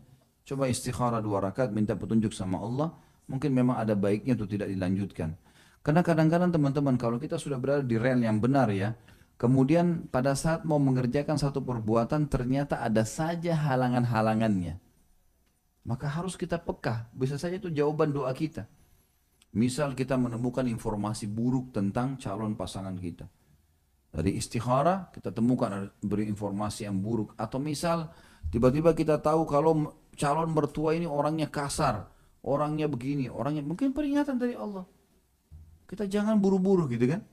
Ingat, dalam kaidah syar'i perasaan manusia harus tunduk dengan akal dan akal harus tunduk dengan syariat. Harus itu. Kaidahnya begitu. Perasaan kita nggak boleh selalu diikuti, perasaan harus dikontrol. Dikontrol oleh akal. Setiap kita punya perasaan tertentu, sedih misalnya seseorang meninggal, memang perasaan kita sedih. Tapi hadapkan dengan akal pikiran, Akal akan mengatakan, oh sudah meninggal, nggak bisa. Ini sudah nggak mungkin, mau menangis sampai kapan? Maka kita akan bisa mengontrol perasaan itu dan hadapkan akal ini dengan syariat. Oh ternyata orang meninggal itu kalau kita bentuk sayang dan cinta, perbanyak aja amal soleh buat dia. Istighfar kah, mendoakan secara umum, sedekah kah, dan seterusnya. Apa hukumnya jika suami mengajak berhubungan dengan berkata kita berhubungan, setelah itu kita cerai. Sementara istri masih dalam keadaan haid terakhir, belum mandi hadas besar, tapi memaksa untuk melakukannya. Setelah mandi hadas besar, suami mentalak 3. Sebelumnya sudah talak 1 dan 2. Apakah talak 3 itu sah? Bagaimana jika istri hamil? Sah ini. Dan ini aneh laki-laki ini. Ajak orang bergaul baru cerai habis itu. Luar biasa. Orang habis bergaul malah senang, malah gembira. Ini khawatir ada masalah kejiwaan ya. Dah ya betul ini. Tidak normal kan? Kalau misalnya mau cerai, ya sudah saya ceraikan kamu. Selesai kan? Tapi kalau kita bergaul dulu, baru saya ceraikan kamu, ini aneh. Dan mesti istri jangan mau. Karena kalau dia kasih syarat, setelah saya gauli kamu, saya ceraikan kamu. Jatuh loh tolaknya. Jatuh tolak, jangan diikuti ini. Sampai kata ulama kalau ada perempuan lagi di atas tangga, suaminya bercanda-bercanda. Bilang kalau kau naik saya ceraikan, kalau kau turun saya ceraikan. Kalau dia tidak mau diceraikan, dia turun dari tengah-tengah. Kena itu. Makanya tidak boleh main-main dengan kalimat cerai. Ini antara halal atau tidak halal kemaluan istri. Ini tidak boleh ngelantur orang di sini. Ini Allah alam ini semoga Allah kasih hidayah. Ini aneh ini. Apalagi dikatakan sini setelah itu diceraikan. Ya itu sah. Berarti tolak 3, nggak boleh kumpul lagi. Ya. Bagaimana jika istri hamil? Ya sudah. Istri hamil boleh diceraikan. Memang istri hamil boleh cerai kan? Tapi masa iddahnya adalah sampai selesai melahirkan. Kalau orang diceraikan tanpa hamil kan 3 kali haid. Kalau ini enggak, sampai masa melahirkan. Masya Allah, berapa lembar ini? Hah? Nanti pegang aja dulu nih. Nanti sampai azan asar belum selesai dibaca. Tulis ringkas Bapak Ibu sekalian, hukumnya ini apa gitu kan? Nggak usah cerita panjang-panjang ini. Punya ente kan nih? Oh bukan. Jangan sampai ente nyampe. Bagaimana hukumnya? Ibu saya meninggal dan ayah saya menikah lagi dengan wanita lain dan kakak perempuan saya tidak setuju dengan keputusan ayah saya. Bagaimana sebaiknya Ustaz? Karena kakak perempuan saya sepertinya tidak setuju sampai sekarang dengan keputusan ayah saya. Haram ini, berdosa kakaknya ini. Bagaimana caranya ayah yang dilarang menikah? Haknya itu, haknya dia. Ibu kita masih hidup pun dia boleh nikah, poligami, apalagi ibunya sudah meninggal. Itu tidak boleh sama sekali. Ini durhaka pada orang tua. Ayahnya lebih tahu tentang kebutuhannya. Nggak boleh. Anak nggak punya hak sama sekali masuk ke wilayah orang tua. Jangan nikah atau menikahlah ayah atau ibu, nggak boleh. Ibu sama ayahnya penentu keputusan. Dong ibu sama ayahnya yang mengatur anaknya iya. Jangan anak yang mengatur, terbalik ini. Dia setuju nggak setuju nggak ada urusannya, tetap sah pernikahan ayahnya. Ya. Ini aneh juga nih. Suami saya sudah dikasiri dengan wanita lain sudah 8 tahun yang lalu. Juga suami saya tidak memberi nafkah lahir batin pada saya. Suami tinggal di daerah. Dia pernah ucap cerai pada saya. Gimana status pernikahannya sedangkan saya tidak diceraikan? Ini ibu sudah bisa mengajukan kalau sudah sampai 8 tahun. Jadi kalau suami tidak memberikan nafkah baik materi ataupun biologis 6 bulan, 6 bulan, maka sudah boleh khulu.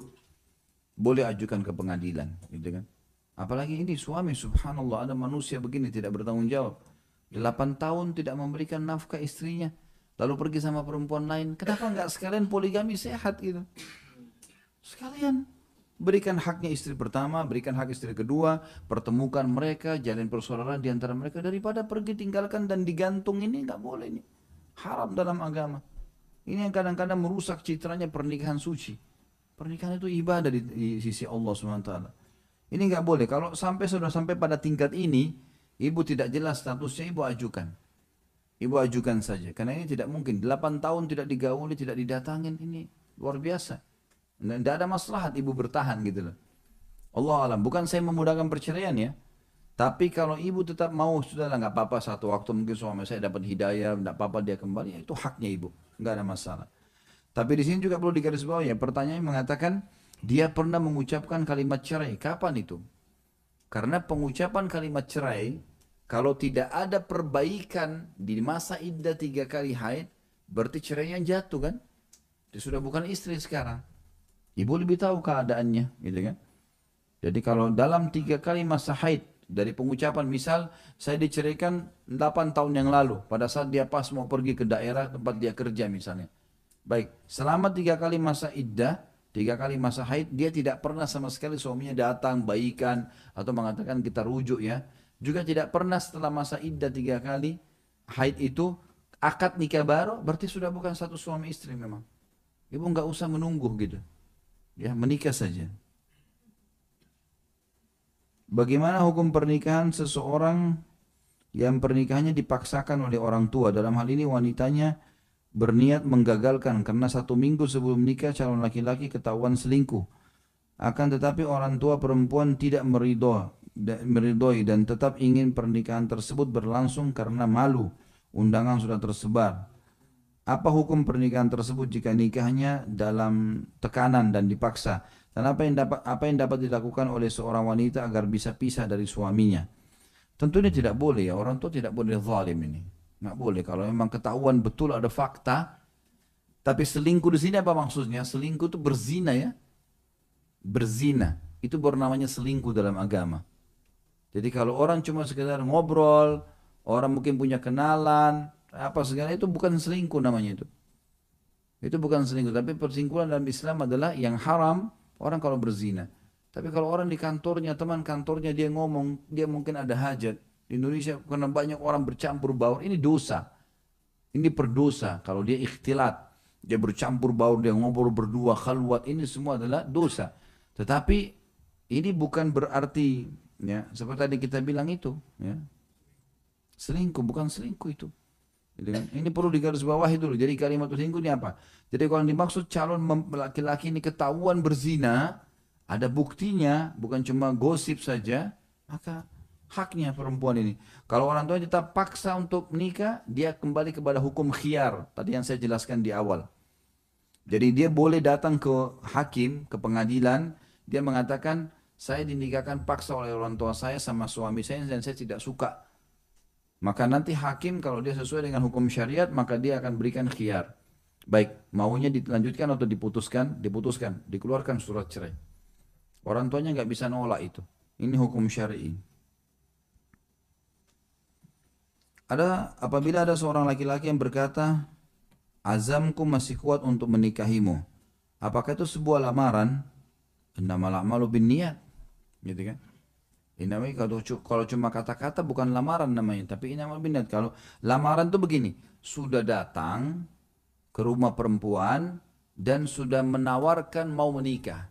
Walaupun pihak perempuan masih mengatakan kami berpikir dulu ya, itu sudah lamaran namanya. Dalam Islam itu sudah khidbah namanya. Di saat perempuan belum memberikan jawaban kepada calon laki-laki tadi yang datang, maaf kami nggak bisa misalnya, mereka belum putuskan, di masa menunggu informasi dari si perempuan ini, itu nggak boleh si perempuan terima lamaran lain. Ini yang maksud dalam hadis Nabi SAW, tidak boleh kalian berkhidbah, mengkhidbah di atas khidbah saudara kalian, atau di atas saudaranya. Janganlah seseorang mengkhidbah di atas khidbah saudaranya. Gitu kan? Itu yang perlu itu digarisbawahi. Jadi kalau cuma sekedar ucapan, nanti saya akan nikahi kamu. Enggak, bukan, tidak ada urusan sama nikah, apa lamaran ini. Sebuah isu, informasi yang dia sebutkan, enggak ada. Tapi kalau sudah datang ke rumah, udah ketemu sama orang tua, walaupun cuma bilang, ada niat baik nih mau menikah, nah itu namanya lamar. Kalau kita di Indonesia biasa, kalau kita bahasakan lamaran, saya variasi ya. Jadi ada yang mengatakan lamaran tuh nanti kalau sudah kasih mahar, kasih duit, kasih hantaran baru dikatakan lamaran. Enggak, kalau Islam tidak. Ngobrol aja dan dibilang baik berikan kami waktu, misal mau istikharah, ini sudah lamaran namanya. Sudah lamaran. Kalau sudah berlanjut nanti akad nikah. Jangan langsung akad nikah. Apabila ingin menikah, haruskah memiliki ilmunya dahulu atau langsung saja menikah karena bisa belajar bersama istri selama menikah? Berhubungan dengan hak dan kewajiban, tujuan pernikahan, dalil-dalil tentang pernikahan harus dipelajari. Nggak bisa enggak. Termasuk masalah adab dan tata krama biologis. Ini harus dipelajari. Saya sarankan teman-teman beli buku judulnya itu Fikih Hubungan Intim. 10.000 rupiah mungkin harganya kecil, tapi masya Allah padat sekali. Kemarin tuh daurah keluarga di Bogor, saya bahas buku itu sampai selesai tuntas kita bahas. Memang harus dia pelajari. Kalau ini harus, kalau yang dimaksud belajar hukum agama dalam arti kata belajar nanti yang lain lah ya, hadir majelis taklim lebih dalam ilmunya itu nggak apa-apa sama istri, malah bagus positif. Saya selalu anjurkan suami istri di waktu-waktu liburan seperti hari Sabtu, hari Ahad itu memang hadiri majelis-majelis taklim dari masjid ini ke masjid ini, tablik akbarin itu bagus positif. Karena kalau dua-dua berimbang itu bagus sekali. Ilmu agama itu subhanallah mengontrol emosi, menutup pintu-pintu syaitan. Makin dalam ilmu kita sama pasangan itu makin bagus. Makin bagus ini ya, makin bisa meredam emosi, makin sering memaafkan, makin memandu, makin mengasihi. Karena memang sudah kenal, sudah tahu. Ini adalah ibadah. Ibadah punya suka duka.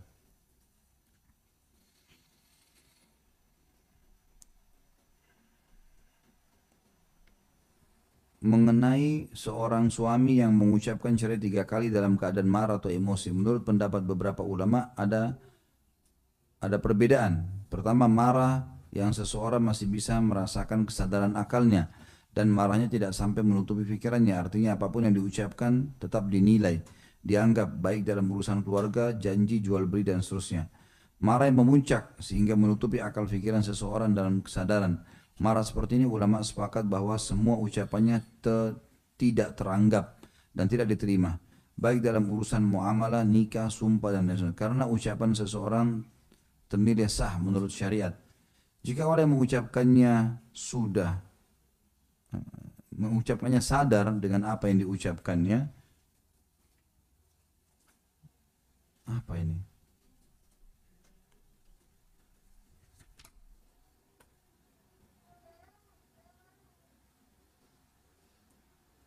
Maksudnya ada 3 pendapat ya. Pendapat yang ketiga, marah yang tingkatannya di antara 2 level sebelumnya. Akal pikiran tertutup dan tidak sampai hilang kesadaran. Mohon penjelasannya. Saya baru dapat penjelasan dari Anda nih. Hah? Kalau yang saya tahu, emosi nggak sah. Sudah selesai. Dan bagaimana kita bisa bedain marah yang bisa menutupi akal? Sulit sekali kita bisa bedain. Kan gitu. Karena orang dia lebih tahu dirinya, bahkan orang emosi tidak bisa mengontrol malah. Kalau yang saya tahu selama ini ya marah. Yang penting marah dianggap tidak sah. Dan dia marah tidak sah. Karena marah ini orang biasa mengucapin apa saja. Ya, Allahu a'lam, itu yang saya tahu. Saya benar baik untuk menikah tahun depan, akan tetapi keluarga saya khususnya tante saya tidak ridho merestui cuma karena ibu dari calon saya mempunyai masa lalu yang kurang baik dan takutnya akan berdampak ketika saya menikah nanti bersama calon saya ini. Mohon arahannya Ustaz. Yang menentukan wali, bukan tante nggak ada hubungannya nih, nggak ada hubungannya. Wali ayahnya. Kalau ayah anda setuju sudah selesai, nggak ada masalah. Ayah setuju, ibu nggak setuju tetap sah. Ibu setuju, ayah nggak setuju batal. Ayah ini wali, penentunya wali. Ya. Jadi tidak usah sama tante tidak ridho. Kalau orang mau menikah semua keluarga harus ridho, ini luar biasa. Datangi tante, datangi sepupu, datangi paman dari jauh, wah, lama urusannya. Ya, nggak perlu. Nggak perlu. Kita kasih undangan pernikahan itu masuk akal. Tapi kalau minta izin semuanya ini terlalu banyak. Kalau keluarganya keluarga besar 100 orang kan capek juga. Hah?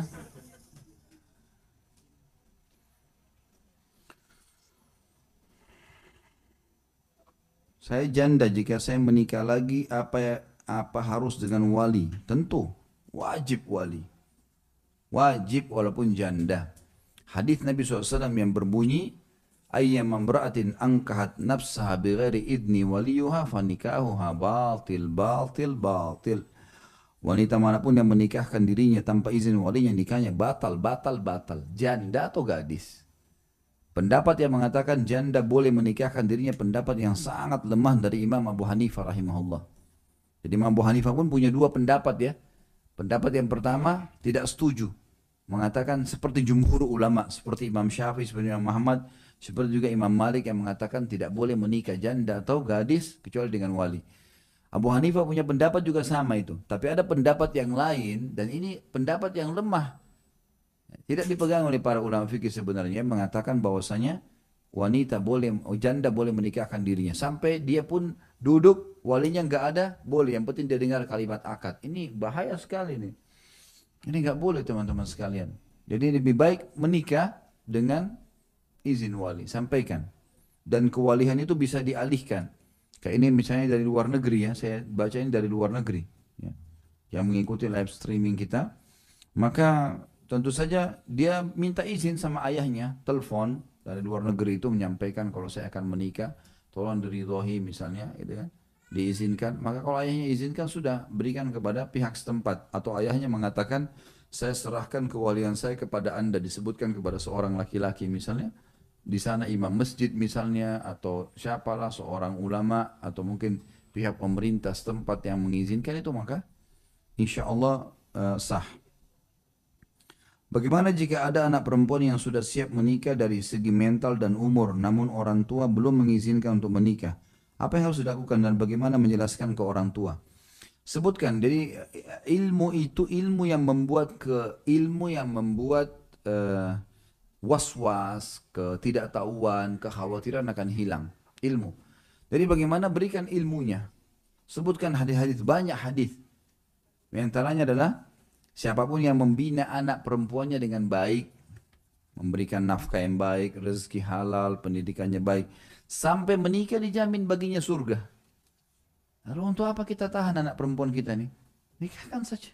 Gitu kan? Untuk apa kita tahan ini? Ada juga orang tua buruk teman-teman sekalian ya. Dia memang sengaja menjadikan anaknya sebagai ajang bisnis. Dia punya anak perempuan 5-6 orang, maka dia menjadikan syarat bagi semua laki-laki yang datang, serahkan uang sekian, tapi anak perempuannya tidak dapat apa-apa. Ini tidak boleh, ini semua haram dalam agama. Tidak dibolehkan. Kalau dia beriman kepada Allah, maka sampaikan kepadanya hadis-hadis tentang masalah fadilah menikahkan anak. Bisa ditulis di Google aja. Keutamaan menikahkan anak. Nanti keluar insya Allah beberapa atau banyak hadis berhubungan dengan masalah itu. Apabila akhwat ingin bertaaruf dengan seorang ikhwan, ingin bertaruh dengan seorang ikhwan, perlukah membicarakan hal tersebut kepada orang tua akhwat tersebut? Kalau jawabannya sih nggak perlu. Kalau apakah perlu itu tidak perlu. Ya. Belum ada syarat di situ. Tapi dia cuma mau sekedar mengirimkan biodata misalnya, belum tahu. Kalau sudah ada respon dari calon orang yang mau menikah ini, baru kita bahasakan ke orang tua. Tentu ini dalam koridor tidak ada pelanggaran syar'i ya. Apabila misal cuma store ke yayasan atau ke lembaga biodatanya, itu nggak ada masalah. Tidak perlu izin orang tuanya di situ. Apabila orang tua belum mengenal sunnah dan terkesan menolak mengetahui proses ta'aruf, apa yang harus dan sebaiknya dilakukan oleh akhwat tersebut menanggapi proses ta'aruf? Sama saja ilmu syar'i. Tetap ta'arufnya dijalankan, tetap si laki-laki itu nanti kalaupun ada kecocokan disuruh datang, ikhtiar. Selebihnya insya Allah kendalanya apa tinggal diperbaiki kendala itu. Jadi nggak ada masalah, jangan diberhentikan. Saudara saya sudah 2 kali cerai dengan suami yang sama.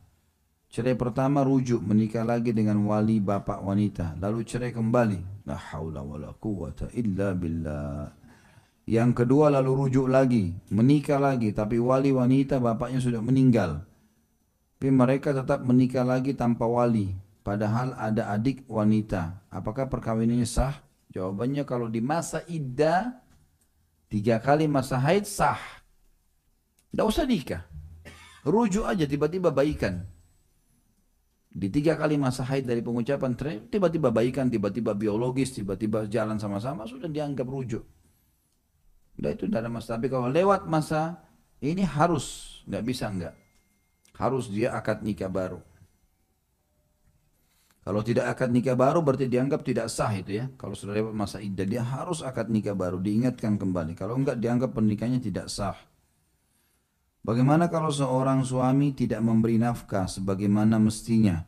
Kemudian dia bilang pada istrinya akan meninggalkannya dan menceraikannya karena malu tidak bisa memberi nafkah. Apakah boleh seorang suami menceraikan istrinya karena seperti itu? Dilihat dulu nih, apa masalahnya? Kan nafkah itu makanan, minuman, pakaian, transportasi dan tempat tinggal. 5 hal ini semampu suami. Semampu suami. Gitu. Itu saja. Kalau dia mampunya begitu, dia tinggal sampaikan ke istrinya. Keadaannya seperti ini, bagaimana menurut kamu? Masih mau bertahan dengan saya? Masih bisa sabar? Saya coba ikhtiar. Kalau sini bilang ya nggak apa-apa, saya bisa jalan kok. Memang kita cuma bisa beli nasi uduk 1 bungkus 1 hari. Ya sudah, makan berdua lah suap-suapan, gitu kan. Daripada cerai, gitu. Nggak usah diceraikan ini. Tapi kalau misal memang si suami ini lumpuh total, contoh, nggak bisa sama sekali bergerak, istrinya mungkin sehat dan butuh biologis, butuh makanan, butuh minuman, dia juga mau bekerja tidak ada keterampilannya. Nah di sini diceraikan saja, gitu kan? Ini lebih baik kita berikan haknya karena mungkin dia butuh untuk itu, gitu kan? Itu Allah alam yang saya tahu. Di mana saya bisa mencari wanita yang bisa saya ajak ta'aruf di era ini? Afwan, saya baru belajar dan takut terjerumus zina, gitu kan? Tentu saja kalau dari di sini saya nggak tahu ya, teman-teman di sini saya tahunya dari Ibu Ifo kan ada timnya juga ya. Kalau dari teman-teman kita ada Mawaddah, dicatat saja nomornya ya. Kayaknya ramai yang mau nulis nih.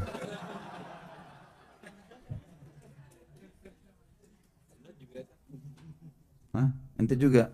Nggak usah lah. Soalnya keseringan nulis ente. Nulis terus, kapan melangkahnya? 0812. Ini teman-teman tim yang kita buat ya, tim Mawaddah Pak Taufik. 0812 834 90310. 0812 834 90310. Nanti insya Allah tinggal dikasih biodatanya, lalu kita akan follow up insya Allah.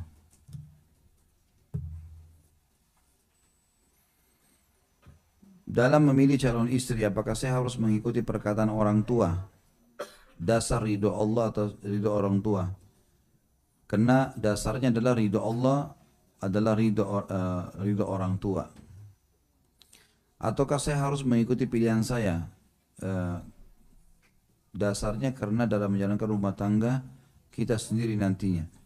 Tentu saja kalau memilih calon kita boleh. Kalau termasuk kita mau jadikan sebagai bentuk bakti, kita mengatakan ayah ibu saya mau menikah, bagaimana, ada calon nggak?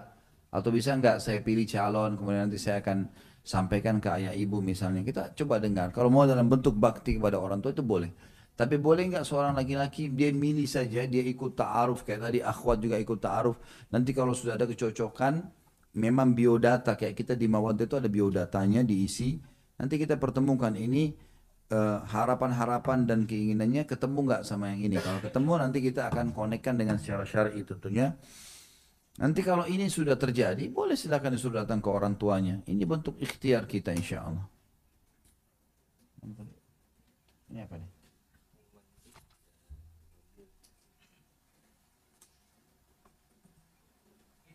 Oh ini ada tim Biro Jodoh di sini juga ada dari Supomo. Silakan ditulis nomornya.